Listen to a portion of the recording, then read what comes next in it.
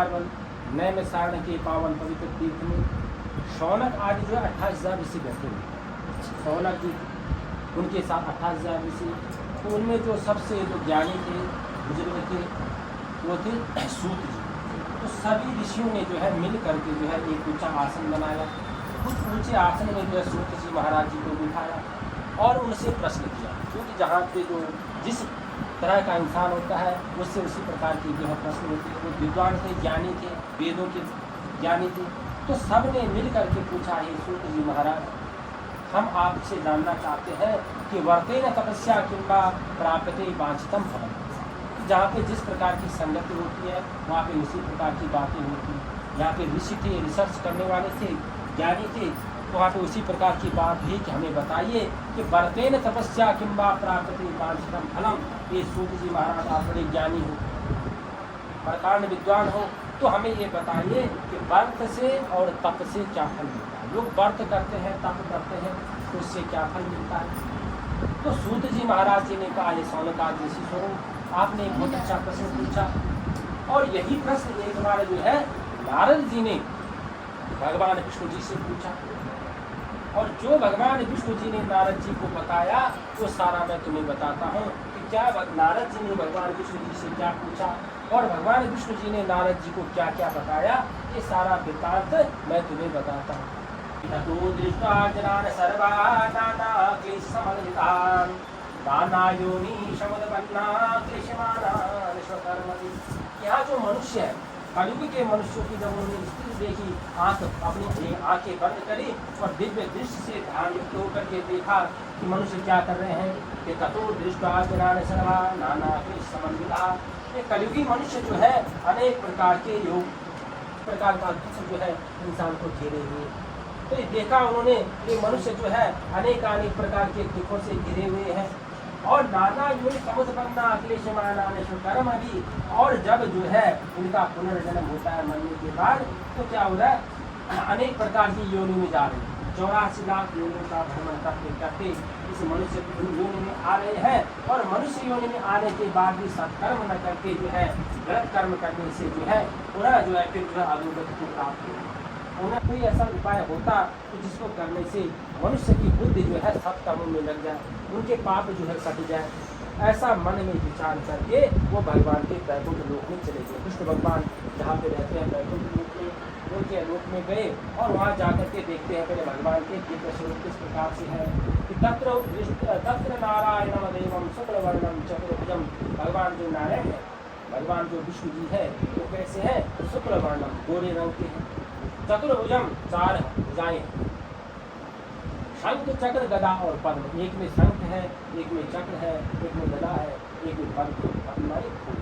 भगवान विष्णु जी के गले में सुंदर वैजयंती माला है। ऐसे दिव्य स्वरूप के जब नारद जी ने दर्शन किए तो भगवान की स्तुति करने लग जाते हैं। नारद जी कहते हैं कि नमो वांग मनसा पीता रूपायांत शक्तये आदि मध्यांतहीनाया निर्गुणाय गुण आत्मनि। भगवान जो मैंने आपका ये स्वरूप देखा ये कैसा है, नमो वांग मनसा पीता, मैं इसको न मन से जान सकता हूँ न बाण से बखान कर सकता हूँ। अर्थात आपका इतना दिव्य स्वरूप है जिसका बखान नहीं किया जा सकता। मैं ये नहीं बता सकता आप किस तरह दिखते, मतलब आपकी तरह कुछ है ही नहीं, मध्य दिखता है न अंत दिखता है। इतना विराट स्वरूप जब नारद जी ने देखा तो नारद जी स्तुति करने लगे कि सर्वेशा मादिभूताया भक्त्या नामातिनाशते। ये भगवान जो आपका नाम लेता है, आप जो है अपनी भक्त की पीड़ा को दूर करने वाले हैं। जिस भी भक्त ने जिसने भी जो है भगवान का नाम लिया, भगवान जो है उसके दुख को दूर करते हैं। जिस प्रकार से अग्नि का स्वभाव है जलाना, चाहे आप उसमें जानबूझ के हाथ डालो या अनजाने में डालो, उसका तो स्वभाव है जलाना। इसी प्रकार से भगवान का नाम जो लेता है श्रद्धा और विश्वास से, भगवान जो है उसके पापों को जला देते हैं। उसकी बुद्धि जो है सदमार्ग में लग जाती है, तो भगवान के चरणों में जाता है, भगवान का ध्यान करता है। इस प्रकार से जब नारद जी कहने लगे तो नारद जी ने जब स्तुति करी तो भगवान समझ गए। भगवान जो है अपने भक्त से कहते हैं, नारद जी से कहते हैं, नारद जी किमर्था भागते चित्तम चित्ते मन से वर्तते। आप जो है मेरे बैकुंठ लोक में आई, आपका स्वागत है, लेकिन आप बताइए किमर्था मांगते चित्तम, क्या मांगना चाहते हैं। जरूर जो है तुम्हारी कोई कामना होगी, कुछ लेने के लिए आए होंगे, जो आपको चाहिए मुझे निसंकोच होकर के बताना। मैं तो योगी हूँ, लेकिन मैं अभी मृत्यु लोक में गया और मैंने वहाँ मनुष्य की जब जो स्थिति देखी उसको देख करके मैं आपके पास आया हूँ कि कोई छोटा सा उपाय बताइए जिसको करने से कलयुग के मनुष्यों का उद्धार हो सके।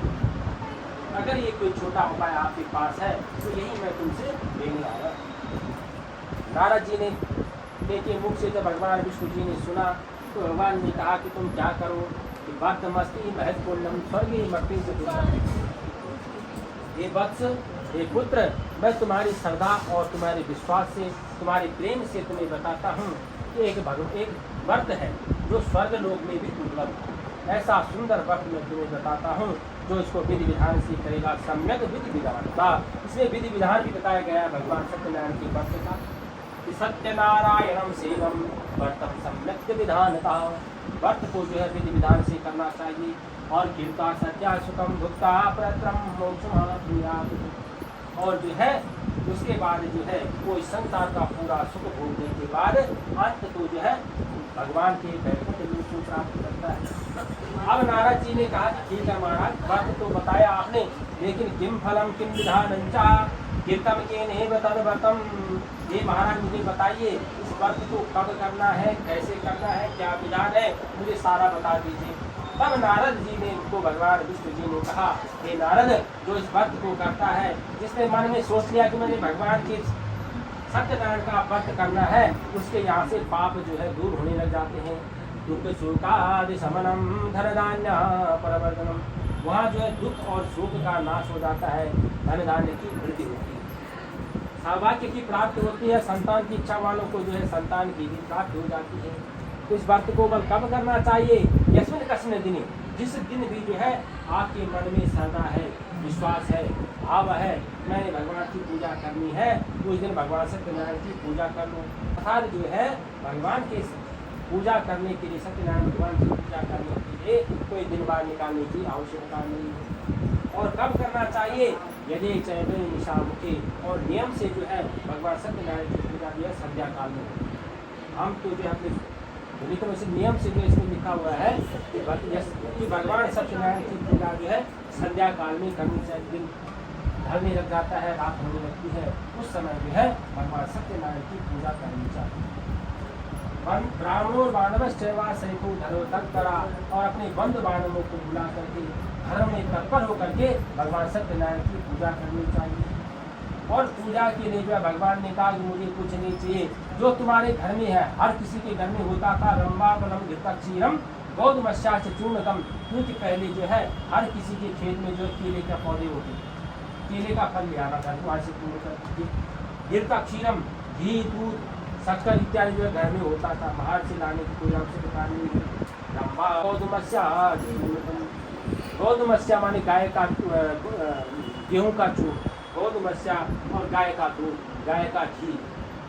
इस प्रकार से जो है अगर गेहूं का आटा नहीं है तो चावल को पीस करके उसका ही आटा बना दो, और उसमें मिलाने के लिए शक्कर नहीं है, उसकी जगह गुड़ को मिला करके केवल सवा से नहीं दे जो है भगवान सत्यनारायण की पूजा। मुझे बाकी कुछ नहीं चाहिए। पत्रम पुष्पम फलम तोयम भक्ता प्रिय छति। भगवान यहाँ तक कहते हैं कि पत्र पुष्प फल जल जो मुझे विश्वास से दे देता है मैं उसको ग्रहण करता हूँ, और बिना विश्वास के तो मैं जो है कोई कुछ भी दे मैं उसको ग्रहण नहीं करता। अर्थात जो है मन में भाव होना चाहिए, विश्वास होना चाहिए, और बिना विश्वास और बिना भाव के पूजा फलदायी नहीं। हमें उसने तो भगवान जो है कमरे के अंदर खत्म। इस प्रकार से सबसे पहले मन में विश्वास होना चाहिए। तो इस प्रकार से जो है भक्तियुक्त चित्त से जो है सवा से का नैवेद्य भगवान सत्यनारायण के लिए समर्पित करें। बंधु बांधवों को बुला करके भगवान श्री सत्यनारायण जी को नैवेद्य भोग लगाएं, भगवान सत्यनारायण की पूजा करें, भोग लगावें, ब्राह्मणों को जो है भोजन करावें, और जो दूर से आ रखे हों जब अपने घर को जाए तो घर को जाते समय जो है भगवान सत्यनारायण का ध्यान करते हुए जाना चाहिए। ऐसा करने से जो है कलयुग के मनुष्य का उद्धार होगा। ऐसे भगवान कृष्ण जी ने नारद जी को बताया कि जो इस प्रकार से विधि विधान से भगवान सत्यनारायण की पूजा करता है उसके घर से दुख शोक सब जो है दूर हो जाता है। दुख शोकादि शमनम और धन धान्य परवर्धनम और धन धान्य की वृद्धि होती है। पहले अध्याय में सूर्य जी ने कहा कि ये शौनकादि ऋषि करो, ये जो है भगवान ने व्रत का विधान बताया। दूसरे अध्याय में कहते हैं कि जिसने सबसे पहले भगवान सत्यनारायण का व्रत किया वो कौन था? प्रसिद्ध काशी पुरी रम्य एक इतनी जवान है, शादी शुदा है और उनकी रात को आ रही है तो घर में तेरे मन में क्या है? प्रेम से डांट दी अपनी बेटी को, इतनी रात में जो है घर नहीं आना चाहिए, सूरज ढलने से पहले आपको अपने घर में पहुँच जाना चाहिए था। आप रात को आ रही हो, कहाँ से आ रही हो, क्यों आ रही हो? समझाने लगे अपनी माँ को, माँ अपनी बेटी को, लेकिन वो बेटी कहने लगी हे माँ मैं जो है उधर रास्ते से जा रही थी, वहाँ मंदिर में भगवान सत्यनारायण की पूजा हो रही थी और मैं वहाँ पे बैठ गई और आरती प्रसाद वितरण होने में जो टाइम लग गया, समय लग गया, रात हो गई, इसलिए मुझे माफ़ करना। मैं तो भगवान की दरबार में बैठी हुई और जो ही उसने अपनी माँ से भगवान सत्यनारायण का नाम लिया, माँ को जो अपने संकल्प की याद आ गई। अरे हमने भी तो संकल्प लिया था भगवान सत्यनारायण जी का और मन ही मन जो है भगवान सत्यनारायण जी को याद करने लग गई। और जब मेरा भक्त मुझे याद कर रहा है, बड़े करुण निदान से जो है मुझे याद कर रहा है, रो रो के भगवान का ध्यान करने लगी। हे भगवान नारायण जी, हमसे बहुत बड़ी भूल हो गई, हमें क्षमा करो, मेरे दामाद और मेरे स्वामी को घर वापस लाओ, हम बड़े दुखी हैं, हमारी इस भूल को क्षमा करो।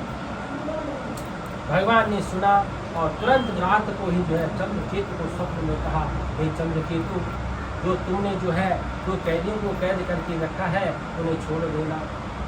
अगर नहीं गया छुआ देखा तो सारा जो लता पत्ते भरे हुए तुरंत जो है रोने लगा, बेहोश हो गया। और आज जब जो है उसके दामाद ने उसको उठाया और दोनों के दोनों भगवान जो है नंदी के चरण गए और उनको प्रणाम किया और कहा हे महाराज, हमारे जो है अपराध को क्षमा करो, हमसे भूल हो गई, हमने आपको नहीं जान पाए, हमारे अपराध को क्षमा करो। और बार बार जब भगवान सत्यनारायण का ध्यान किया तो भगवान सत्यनारायण के में जो है प्रसन्न होकर के उनका जैसा धन था वैसा ही कर दिया और वहाँ पे अंतर ध्यान हो गए और दोनों के दोनों जो है अपने घर की हमारे पति और पिताजी की पूजा करने जाते हैं। इतने साल बाद आ रहे हैं, उनके स्वागत के लिए जाना पड़ेगा, तो तुम क्या करो, भगवान की पूजा करो, मैं उनकी पूजा करने जाती हूँ। उसने थाल सजाई, सुंदर जो है उसको फूल दीपक इत्यादि जलाया और उनके स्वागत के लिए चली गई और वीरा कलावती ने भगवान सत्यनारायण की पूजा करी, आरती करी, भोग लगाया, लेकिन स्वयं प्रसाद नहीं, प्रसाद लेना भूल गई। और जो ही जो है पति के पास पहुँची, पति जो है नाव सहित जो है नाव में धन भी रखा हुआ था, जलमग्न हो गया। मतलब भगवान ने उसको जो है अलक्षित कर दिया, लेकिन सबको ऐसा लगा उसका पति जो है डूब गया। लीला कलावती और जोर जोर से रोने लगी, अपने पति के खड़ा हो लेकर के उसी जल में कूदने लगी कि मैं भी जो है मर जाती। अरे इतने साल बाद आए और आज मेरी आंखों के सामने जलमग्न हो गई, इससे अच्छा था अगर आके नहीं तो मेरे मन में एक आस होती कभी न कभी तो आएंगे, लेकिन अब तो जो है वो भी आस खत्म हो गई। क्या करूं, ऐसे करूं, और रोने लगी, जोर जोर से विलाप करने लगी और माँ की गोदी में सिर रख करके जोर जोर से रोने लगी। अब भगवान जो साधु वैश्य था उसके पिताजी, उसने जो है सोचा भगवान जरूर हमसे कोई भूल नहीं। मन ही मन उसने भगवान सत्यनारायण को याद किया और भगवान सत्यनारायण का ध्यान करके कहने लगा, हे भगवान नारायण जी, हमसे या हमारे परिवार से जो भी भूल हुई हो, हमारी इस भूल को क्षमा करना और मेरे धन और मेरे दामाद को वापस लाना। हे भगवान हमारी भूल को क्षमा। तब भगवान ने आकाशवाणी करी, ये साधु तुम्हारी कन्या जो है मेरे प्रसाद का त्याग करके अपने पति को देखने आई, इसलिए मैंने उसके पति को छुपा रखा है। अगर ये कन्या घर जाएगी, प्रसाद ग्रहण करके आएगी, इसका पति उसको अवश्य मिलेगा। कन्या घर गई, घर जाकर के प्रसाद ग्रहण किया और उसका पति जैसा नाव में बैठा हुआ था वैसे उसको मिला। उसके बाद जो है साधु वैश्य ने क्या किया, वहीं पे कहा कि मैं पहले यहीं पे भगवान सत्यनारायण की पूजा करूँगा और उसके बाद घर जाऊँगा। क्या पता घर जाके फिर मैं भूल जाऊँ।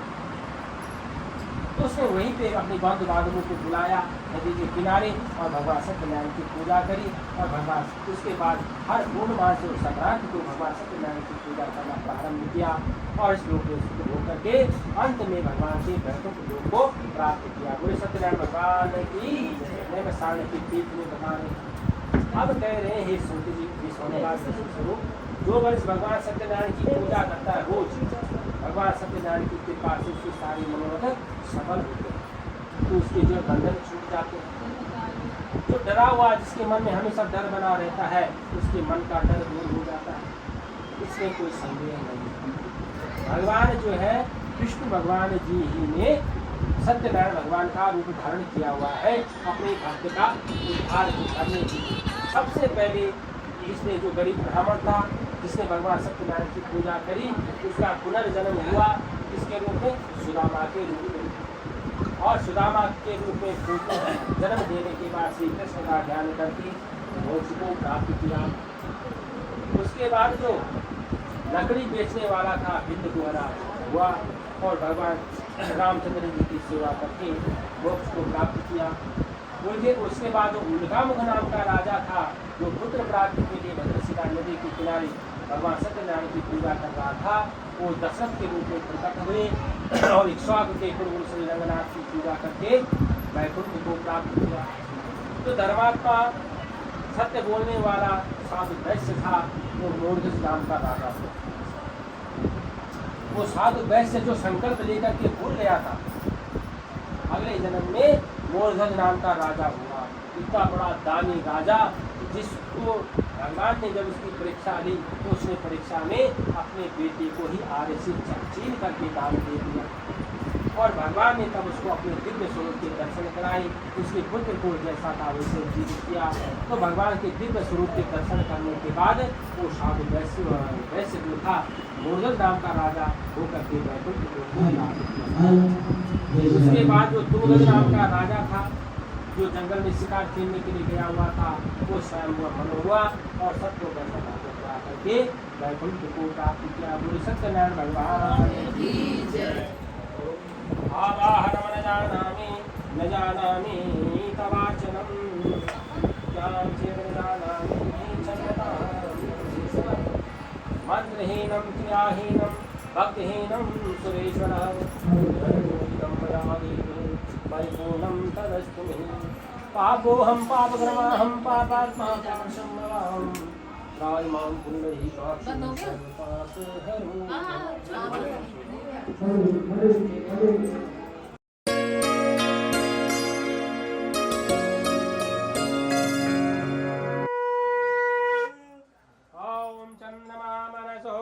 चक्षुः सूर्यो अजायतः श्रोत्रार्वाश्च प्राणश्च मुखादग्निरजायतः।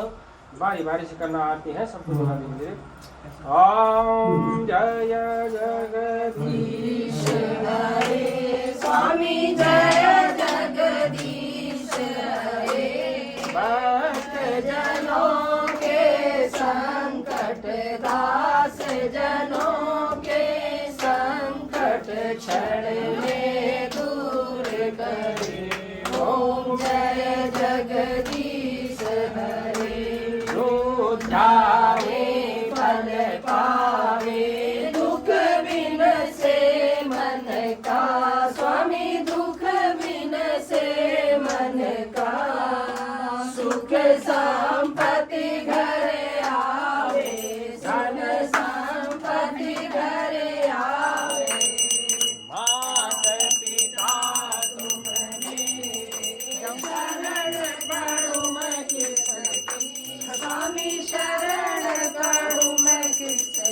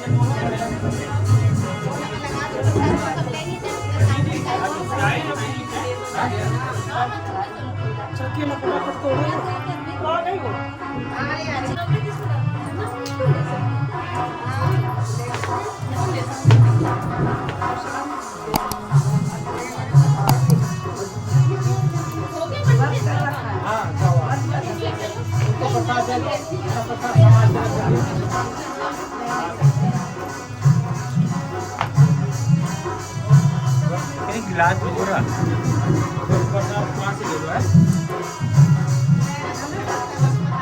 वाला मिक्स कर लो।